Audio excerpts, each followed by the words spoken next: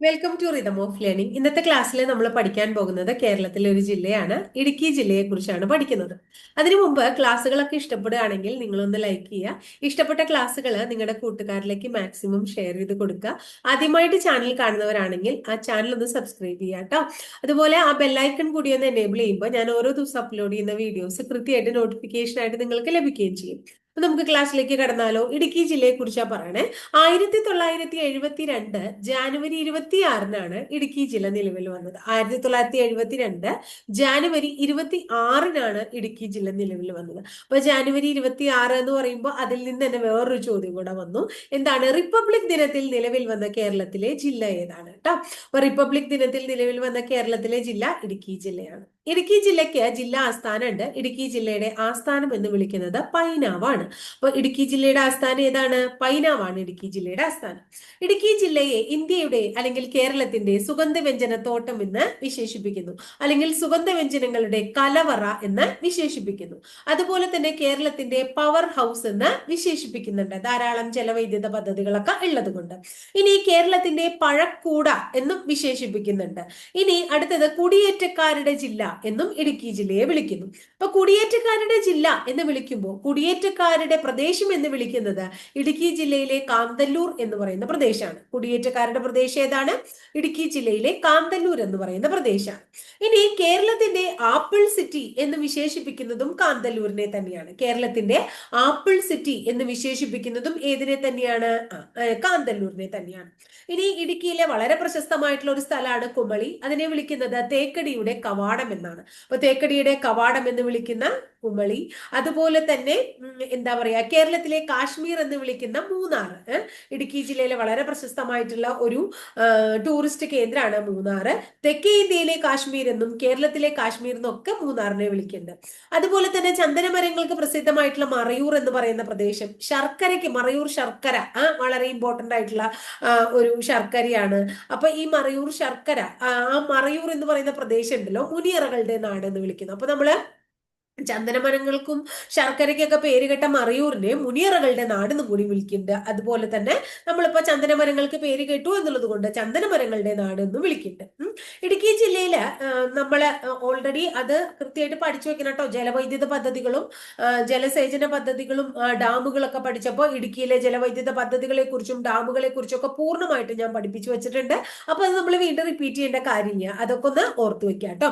ഇടുക്കി ജില്ലയിലെ അതിന്റെ ലിങ്ക് ഞാൻ ഡിസ്ക്രിപ്ഷൻ ബോക്സിൽ ഇടാം. ജലവൈദ്യുത പദ്ധതികളുടെ കണ്ടു നോക്കുക കേട്ടോ. ഇനി തൊമ്മൻകുത്ത്, അതുപോലെ ചീയപ്പാറ, തൂവാനൊക്കെ സ്ഥിരമായിട്ട് പരീക്ഷയ്ക്ക് ചോദിക്കാറുള്ള ചോദ്യമാണ്. വെള്ളച്ചാട്ടം, അതുപോലെ കുത്തുങ്കല, ഇതൊക്കെ ഇടുക്കി ജില്ലയിലെ പ്രശസ്തമായിട്ടുള്ള വെള്ളച്ചാട്ടങ്ങളാണ്. ഇനിയും ധാരാളം ഉണ്ട്. കോവില്, ലക്കം, അതുപോലെ തന്നെ വാളറ, ചൊല്ലാറ്, ഇതൊക്കെ അവിടുത്തെ പ്രധാന വെള്ളച്ചാട്ടങ്ങൾ തന്നെയാണ്. പക്ഷെ നമുക്ക് ഏറ്റവും കൂടുതൽ നമ്മൾ കേട്ടിട്ടുള്ളതും നമുക്ക് പരിചിതമായിട്ടുള്ളത് തൊമ്മൻകുത്ത്, അല്ലെങ്കിൽ ചീയപ്പാറ, അല്ലെങ്കിൽ കീഴാർകുത്ത്, തൂവാനം, കുത്തുങ്കൽ, ഇതൊക്കെ തന്നെ പ്രധാനപ്പെട്ട എന്താണ് നമ്മുടെ ഇടുക്കി ജില്ലയിലെ വെള്ളച്ചാട്ടങ്ങളാണ്. ഇടുക്കി ജില്ലയെ ദേശീയ ഉദ്യാനങ്ങളുടെ ജില്ല, വന്യജീവി സങ്കേതങ്ങളുടെ ജില്ല എന്നൊക്കെ വിളിക്കുന്നുണ്ട്. കാരണം കേരളത്തിൽ ഏറ്റവും കൂടുതൽ ദേശീയ ഉദ്യാനങ്ങളുള്ളതും അതുപോലെ തന്നെ വന്യജീവി സങ്കേതങ്ങളൊക്കെ ഉള്ളതും ഏത് ജില്ലയിലാണ്? ഇടുക്കി ജില്ലയിലാണ്. ധാരാളം വനമുള്ള ജില്ല കൂടിയാണല്ലോ. അപ്പൊ അതുകൊണ്ട് അങ്ങനെ ഒരു വിശേഷണം കൂടിയും ഇടുക്കി ജില്ലയ്ക്കുണ്ട്.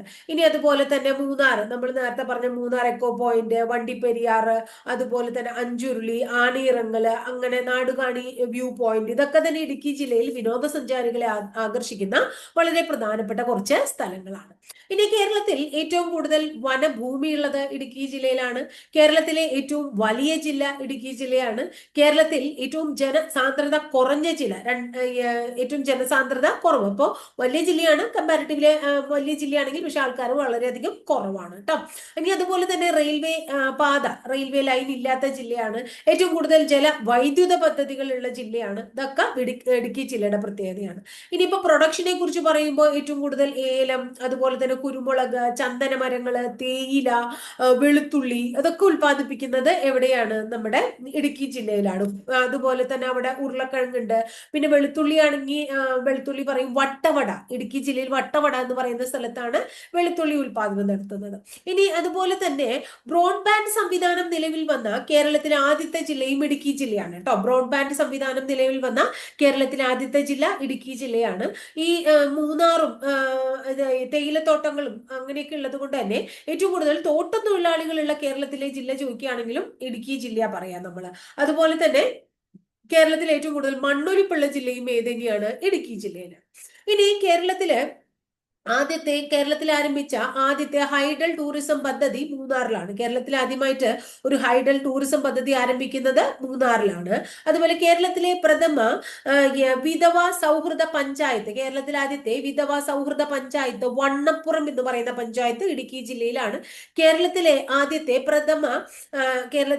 അല്ലെങ്കിൽ പ്രഥമ വിധവ സൗഹൃദ നഗരസഭ കട്ടപ്പനയാണ്. അപ്പൊ പഞ്ചായത്ത് ചോദിക്കുമ്പോൾ വണ്ണപ്പുറവും അതുപോലെ തന്നെ നഗരസഭ ചോദിക്കുമ്പോൾ കട്ടപ്പനയും, എന്നാൽ കേരളത്തിലെ ആദ്യത്തെ വിധവ സൗഹൃദ ജില്ല ചോദിക്കുമ്പോൾ ഇടുക്കി ജില്ലയും പറയും. അപ്പൊ കേരളത്തിലെ ആദ്യത്തെ വിധവ സൗഹൃദ ജില്ല ഇടുക്കി ജില്ല, വിധവ സൗഹൃദ നഗരസഭ കട്ടപ്പന നഗരസഭ, വിധവ സൗഹൃദ പഞ്ചായത്ത് വണ്ണപ്പുറം പഞ്ചായത്ത്. ഇത് വിധവ സൗഹൃദം പോലെ തന്നെ കേരളത്തിലെ ആദ്യത്തെ ബാലസൗഹൃദ ജില്ല ചോദിച്ചു കഴിഞ്ഞാലും ഇടുക്കി ജില്ല തന്നെ പറയണം. കേരളത്തിലെ ആദ്യത്തെ ബാലസൗഹൃദ ജില്ലയും ഏത് ജില്ല തന്നെയാണ്? ഇടുക്കി ജില്ല തന്നെയാണ്. കേരളത്തിൽ ആദ്യമായിട്ട് സമ്പൂർണമായിട്ട് തേൽ ഉൽപാദന ഗ്രാമം എന്ന ബഹുമതി നേടിയത് ഇടുക്കി ജില്ലയിലെ ഉടുമ്പന്നൂർ എന്ന് പറയുന്ന ഗ്രാമമാണ്. കേരളത്തിലെ ആദ്യത്തെ സമ്പൂർണ്ണ തേൻ ഉൽപാദന ഗ്രാമം ഏതാണ്? ഉടുമ്പന്നൂരാണ്, ഇടുക്കി ജില്ലയിലാണ്. അതുപോലെ തന്നെ കേരളത്തിലെ ആദ്യത്തെ ബയോ വില്ലേജ് അഥവാ സമ്പൂർണ്ണ ജൈവ ഗ്രാമം എന്ന് വിശേഷിപ്പിക്കുന്നതും ഉടുമ്പന്നൂരിനെയാണ്. കേരളത്തിലെ ആദ്യത്തെ സമ്പൂർണ്ണ ജൈവ ഗ്രാമം അഥവാ ബയോ വില്ലേജ് എന്ന് വിളിക്കുന്നതും ഏത് തന്നെയാണ്? ഉടുമ്പന്നൂരിനെയാണ്. കേരളത്തിലെ ആദ്യത്തെ ഹോൾമാർക്ക് ജില്ല ഏത് എന്ന് ചോദിച്ചു കഴിഞ്ഞാൽ ഉത്തരം ഇടുക്കി ജില്ലയാണ്. കേരളത്തിലെ ആദ്യത്തെ ഹോൾമാർക്ക് ജില്ല ഏതാന്ന് ചോദിച്ചു കഴിഞ്ഞാലും ഉത്തരം ഏതാണ്? ഇടുക്കി ജില്ലയാണ്. കേരളത്തിലെ ആദ്യത്തെ ഭൂഗർഭ ജലവൈദ്യുത നിലയം, നമ്മളിപ്പോ വൈദ്യുത പദ്ധതികൾ പഠിപ്പിച്ചപ്പോൾ ഞാൻ പഠിപ്പിച്ചിട്ടുണ്ട് മൂലമറ്റം പവർ സ്റ്റേഷൻ, ഇടുക്കി ജില്ലയിലാണ്. അതുപോലെ കേരളത്തിലെ ആദ്യ കാട്ടാന ഉദ്യാനം നിലവിൽ വന്നത് ചിന്നക്കനാൽ. കേരളത്തിലെ ആദ്യത്തെ കാട്ടാന ഉദ്യാനം ചിന്നക്കനാൽ, ഇടുക്കി ജില്ലയിലെ ചിന്നക്കനാലിൽ കേരളത്തിലെ ആദ്യത്തെ കാട്ടാന ഉദ്യാനം. അതുപോലെ കേരളത്തിലെ ആദ്യത്തെ ആദിവാസി ഗ്രാമ പഞ്ചായത്ത് ഏതാണ്? ഇടമലക്കുടിയാണ്. പലപ്പോഴും പരീക്ഷയ്ക്ക് ചോദിച്ചിട്ടുള്ളതാണ്. കേരളത്തിലെ ആദ്യത്തെ ആദിവാസി ഗ്രാമ പഞ്ചായത്ത് ഏതാണ്? ഇടമലക്കുടിയാണ്. അതുപോലെ തന്നെ പട്ടിക വിഭാഗത്തിൽ നിന്നുള്ള ആദ്യത്തെ പഞ്ചായത്ത് പ്രസിഡന്റ് ഇടമലക്കുടി പഞ്ചായത്ത് പ്രസിഡന്റാണ് കന്നിയമ്മ ശ്രീരംഗൻ. കേരളത്തിലെ ആദ്യത്തെ പട്ടിക വിഭാഗത്തിൽ നിന്നുള്ള പഞ്ചായത്ത് പ്രസിഡന്റ് കന്നിയമ്മ ശ്രീരംഗൻ ഏത് സ്ഥലത്ത് നിന്നുള്ളതാണ്? ഇടമലക്കുടി പഞ്ചായത്തിൽ നിന്നുള്ളതാണ് കേട്ടോ. ഇനി ഇടുക്കി ജില്ലയുടെ ആസ്ഥാനം നമ്മൾ പറഞ്ഞു. ഇടുക്കിയല്ല ആസ്ഥാനം, പൈനാവാണ്. ഇടുക്കി ജില്ലയുടെ വാണിജ്യ തലസ്ഥാനം എന്ന് വിളിക്കുന്നത് കട്ടപ്പനയാണ്. അപ്പൊ ആസ്ഥാനം പൈനാവാണെങ്കിലും വാണിജ്യ തലസ്ഥാനം ഏതാണ്? കട്ടപ്പനയാണ്. ഇനി അടുത്തത് കേരളത്തില് നമ്മൾ നേരത്തെ പറഞ്ഞു ചന്ദനമരങ്ങൾക്കും അതുപോലെ തന്നെ ശർക്കരയ്ക്കും അതുപോലെ തന്നെ മുനിയറകൾക്കും പ്രസിദ്ധമായിട്ടുള്ള കേരളത്തിലെ സ്ഥലമാണ് മറയൂര്. ഏതാണ്? മറയൂർ കേട്ടോ. ഇനി മറയൂർ ശർക്കരയ്ക്ക് ജോഗ്രഫിക്കൽ ഇൻഡിക്കേഷൻ ടാഗ് ഒക്കെ ലഭിച്ചിട്ടുണ്ടെന്നും കൂടി ഒന്ന് ഓർത്തു വെക്കാം. ഇനി നമ്മുടെ മാട്ടുപ്പെട്ടി നമ്മൾ കേട്ടിട്ടുണ്ടാവും. നമ്മുടെ രാജ്യത്തെ തന്നെ ആദ്യത്തെ മാതൃകാ കന്നുകാലി ഗ്രാമം എന്ന് വിളിക്കുന്നത് മാട്ടുപ്പെട്ടിയാണ്. ഇന്ത്യയിലെ ആദ്യത്തെ മാതൃകാ കന്നുകാലി ഗ്രാമം എന്ന് വിളിക്കുന്നത് മാട്ടുപ്പെട്ടിയാണ്. 1963 ഇൻഡോസിസ് പ്രോജക്റ്റ്, അതായത് കന്നുകാലി പ്രോജക്റ്റിന് തുടക്കം കുറിച്ചതും ആരംഭിച്ചതും എവിടെ തന്നെയാണ്? നമ്മുടെ മാട്ടുപ്പെട്ടിയിൽ തന്നെയാണ്. ഇത് പലപ്പോഴും പരീക്ഷയ്ക്ക് ചോദിച്ചിട്ടുണ്ട് കേട്ടോ. ഇനി കേരളത്തിലെ ഏറ്റവും വലിയ നിയമസഭാ മണ്ഡലം ഏത് എന്ന് പരീക്ഷയ്ക്ക് ചോദിച്ചിട്ടുള്ളതാണ്. ഉടുമ്പൻചോലയാണ്. കേരളത്തിലെ ഏറ്റവും വലിയ നിയമസഭാ മണ്ഡലം ഇടുക്കി ജില്ലയിലെ ഉടുമ്പൻചോലയാണ്. അതുപോലെ നാഷണൽ അഡ്വഞ്ചർ അക്കാദമി ഇടുക്കി ജില്ലയിൽ ദേവികുളം എന്ന് പറയുന്ന സ്ഥലത്താണ് സ്ഥിതി ചെയ്യുന്നത്. നാഷണൽ അഡ്വഞ്ചർ അക്കാദമി സ്ഥിതി ചെയ്യുന്നത് ഇടുക്കി ജില്ലയിലെ എവിടെയാണ്? നമ്മുടെ എന്താ പറയുന്നത്, ദേവികുളം എന്ന് പറയുന്ന സ്ഥലത്താണ്. ഇടുക്കി ജില്ലയിലെ വളരെ പ്രശസ്തമായിട്ടുള്ള ഒരു സ്ഥലമാണ് വണ്ടൻമേട്. അപ്പൊ നമ്മൾ പറഞ്ഞു ഏറ്റവും കൂടുതൽ ഏലം, അതുപോലെ തന്നെ ഗ്രാമ്പു, കുരുമുളക്, ചന്ദനമരങ്ങള്, വെളുത്തുള്ളി, അതുപോലെ പിന്നെന്താ പറഞ്ഞ തേയില, അല്ലെ, അങ്ങനെയൊക്കെ കുറെ ധാരാളം ഉൽപാദനം നടക്കുന്നുണ്ട്. അതുകൊണ്ട് തന്നെ ഏലം ലോകത്തിലെ തന്നെ വളരെ പ്രശസ്തമായിട്ടുള്ള ഏലം ലേല വിൽപ്പന കേന്ദ്രം, ഓപ്ഷൻ സെയിൽ സെന്റർ കേട്ടോ, കാടമം ഓപ്ഷൻ സെയിൽ സെന്റർ ഇടുക്കി ജില്ലയിൽ വണ്ടൻമേട് എന്ന് പറയുന്ന സ്ഥലത്ത് സ്ഥിതി ചെയ്യുന്നു. എവിടെയാണ്? ഇടുക്കി ജില്ലയിൽ വണ്ടൻമേട് എന്ന് പറയുന്ന സ്ഥലത്ത് സ്ഥിതി ചെയ്യുന്നു. ഇനി ഇടുക്കി ജില്ലയിലെ ഒരു ഗ്രാമപഞ്ചായത്തിന്റെ പേരാണ് കുമളി ഗ്രാമപഞ്ചായത്ത്. ഇതിന്റെ പ്രത്യേകത കേരളത്തിലെ ഏറ്റവും വലിയ ഗ്രാമപഞ്ചായത്താണ് കുമളി. കേരളത്തിലെ ഏറ്റവും വലിയ ഗ്രാമപഞ്ചായത്താണ് കുമളി.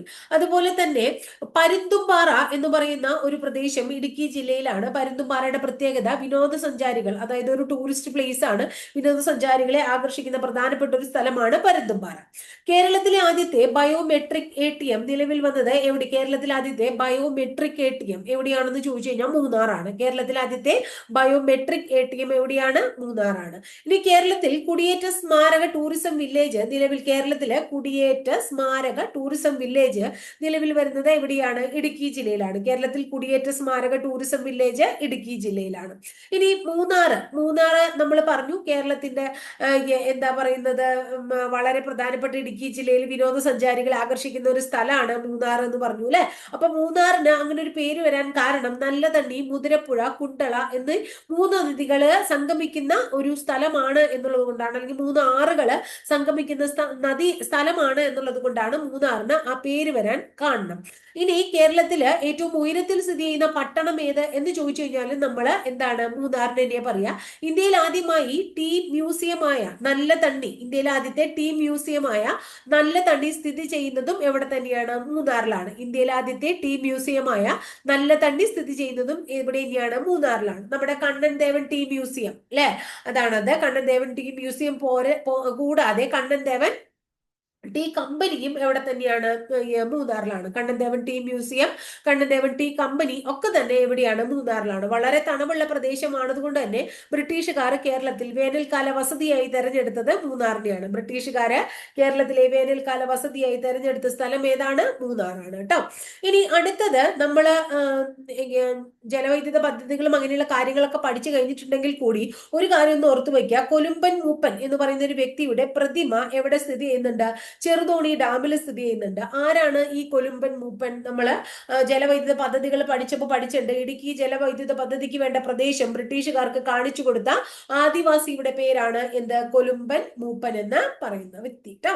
അതുപോലെ തന്നെ ഇന്ത്യയിലെ ഏറ്റവും വലിയ പ്രഷർ ഷാഫ്റ്റ് ഉള്ള പവർ ഹൗസ് ഏതാണ്? ഇന്ത്യയിലെ ഏറ്റവും വലിയ പ്രഷർ ഷാഫ്റ്റ് ഉള്ള പവർ ഹൗസ് ഏതാണെന്ന് ചോദിച്ചു കഴിഞ്ഞാൽ മൂലമറ്റം പവർ ഹൗസ് ആണെന്ന് ഓർത്തു വെക്കണം. ഇനി നമ്മള് ബേസിക് ഫാക്ട്സ് ഓഫ് കേരള പഠിച്ചപ്പോൾ കേരളത്തിൽ ഏറ്റവും വലിയ അല്ലെങ്കിൽ ഏറ്റവും ഉയരം കൂടിയ കൊടുമുടി ആനമുടിയാണെന്നും 2695 മീറ്റർ അഥവാ 8842 അടിയാണ് അതിന്റെ ഉയരമെന്നും പഠിച്ചിട്ടുണ്ട്.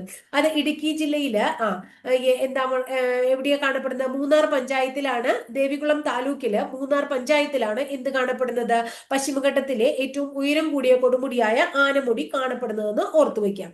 അതുപോലെ തന്നെ പശ്ചിമഘട്ടത്തിലെ രണ്ടാമത്തെ ഉയരം കൂടിയ കൊടുമുടിയായ മീശപ്പുലിമല 2640 മീറ്റർ ഉയരമുള്ള മീശപ്പുലിമലയും ഇടുക്കി ജില്ലയിൽ തന്നെയാണ് കാണപ്പെടുന്നത്. ഇനി ഇടുക്കി ജില്ലയിൽ നമ്മൾ ജലവൈദ്യുത പദ്ധതികൾ പഠിച്ചപ്പോൾ നക്ഷത്ര ആമകൾക്കും ചാമ്പൽ മലയണ്ണാനും ഒക്കെ പ്രസിദ്ധമായിട്ടുള്ള ചിന്നാർ വന്യജീവി സങ്കേതത്തെ കുറിച്ച് പഠിച്ചു. മഴ പഠിച്ചു കഴിഞ്ഞപ്പോൾ നമ്മൾ പറഞ്ഞു കേരളത്തിലെ മഴ നിഴൽ പ്രദേശമാണെന്നും കേരളത്തിൽ ഏറ്റവും കുറവ് മഴ ലഭിക്കുന്ന പ്രദേശമാണ് ചിന്നാർ എന്ന് പഠിച്ചു. അപ്പൊ ഈ ചിന്നാർ എവിടെയാണ് സ്ഥിതി ചെയ്യുന്നത് എന്ന് മനസ്സിലായി? ഇടുക്കി ജില്ലയിലാണ് അല്ലെ. ഇനി നമ്മുടെ മറയൂര് ചന്ദനക്കാട് ഉണ്ട് എന്ന് പഠിച്ചു. അപ്പൊ ചന്ദനക്കാടിലൂടെ ഒരു നദി ഒഴുകുന്നുണ്ട് എന്ന് ഓർക്കണം. ആ നദിയുടെ പേര് പാമ്പാർ നദിയാണ്. അപ്പോ മറയൂർ ചന്ദനക്കാടിലൂടെ ഒഴുകുന്ന നദിയുടെ പേര് പാമ്പാറാണ്. ഈ പാമ്പാറിലാണ് വളരെ പ്രശസ്തമായിട്ടുള്ള തൂവാനം വെള്ളച്ചാട്ടം കാണപ്പെടുന്നത്. ഏതാണ്? തൂവാനം വെള്ളച്ചാട്ടം. ഇനി വളരെ പ്രധാനപ്പെട്ട 2 ദുരന്തങ്ങൾക്ക് വേദിയായിട്ടുള്ള ഒരു സ്ഥലമാണ് ഇടുക്കി ജില്ല. അതിലൊന്ന് വളരെ മുമ്പ്, കുറേയധികം വർഷങ്ങൾക്ക് മുമ്പ് നടന്ന തേക്കടി ബോട്ട് അപകടമാണ്. അത് 2009 സെപ്റ്റംബർ 30 ആ തേക്കടി ബോട്ട് അപകടം നടക്കുന്നത്. KTDCയുടെ ജലകന്യക എന്ന് പറയുന്ന ഡബിൾ ഡക്കർ ബോട്ടാണ് അപകടത്തിൽപ്പെടുന്നത്. ആ അപകടത്തെ കുറിച്ച് അന്വേഷിച്ച കമ്മീഷനെ കുറിച്ചൊന്ന് നിങ്ങൾ ഓർത്തു വെക്കണം. ജസ്റ്റിസ് ഇ മൊയ്തീൻ കുഞ്ഞ്. അപ്പൊ തേക്കടി ബോട്ട് അപകടത്തെ കുറിച്ച് അന്വേഷിച്ച കമ്മീഷൻ ജസ്റ്റിസ് ഇ മൊയ്തീൻ കുഞ്ഞാണ്. അടുത്ത നടന്നത് ശബരിമല തീർത്ഥാടന കേന്ദ്രവുമായിട്ട് റിലേറ്റഡ് ആയിട്ട് നടന്ന പുല്ലുമേട് ദുരന്തമാണ്. 2011 പുല്ലുമേട് ദുരന്തം നടക്കുന്നത്. ഈ പുല്ലുമേട് ദുരന്തത്തെ കുറിച്ച് അന്വേഷിച്ച commission justice MR Hariharan Nair commission. Justice MR Hariharan Nair commission. ഇനിയപ്പോ നമ്മളിപ്പോ ശബരിമലയെ കുറിച്ച് പറഞ്ഞ പോലെ തന്നെ അവിടെ വളരെ പ്രശസ്തമായിട്ട് നമ്മൾ മംഗളാദേവി, ശബരിമല ഈ പത്തനംതിട്ട ജില്ലയിലാണ്. ദുരന്തം നടന്നത് ഇടുക്കി ജില്ലയിലാണ്, പുല്ലുമേട് ദുരന്തം. അത് ക്ലിയർ ചെയ്യണം കേട്ടോ. അത് ഒരു കൺഫ്യൂഷൻ ഉണ്ടാവാൻ പാടില്ല. അപ്പൊ മംഗളാദേവി എന്ന് പറയുന്ന ഒരു ക്ഷേത്രം ഉണ്ട് ഈ ഇടുക്കി ജില്ലയില്. കേരള തമിഴ്നാട് അതിർത്തിയിൽ സ്ഥിതി ചെയ്യുന്ന ക്ഷേത്രമാണ് മംഗളാദേവി ക്ഷേത്രം. കേരളവും തമിഴ്നാടും തമ്മിൽ തർക്കം നിലനിൽക്കുന്ന ക്ഷേത്രമാണ് മംഗളാദേവി ക്ഷേത്രം. ഈ മംഗളാദേവി ക്ഷേത്രത്തിന്റെ പ്രത്യേകത അത് ചിത്ര പൗർണമി ഉത്സവത്തിന് മാത്രമേ അവിടുത്തെ നട തുറക്കുള്ളൂ എന്നുള്ളത് അതിന്റെ ഒരു പ്രത്യേകതയാണെന്ന് ഓർത്തു വെക്കുക. ഇനി കേരളത്തില് ഇടുക്കി ജില്ലയിലെ വളരെ പ്രശസ്തമായിട്ടുള്ള ഒരു സ്ഥലമാണ് പുറ്റടി. ഏതാ സ്ഥലത്തിന്റെ പേര്? പുറ്റടി. ഇവിടെ കേരളത്തിലെ ആദ്യത്തെ സ്പൈസസ് പാർക്ക് സ്ഥിതി ചെയ്യുന്നു. കേരളത്തിലെ ആദ്യത്തെ സ്പൈസസ് പാർക്ക് ഏതാണ്? ഇപ്പോ പുറ്റടിയാണ് കേട്ടോ. ഇനി കേരളത്തില് നമ്മൾ ആപ്പിൾ സിറ്റി എന്ന് നമ്മൾ വിളിച്ചു നേരത്തെ ഏതിനെയാണ്?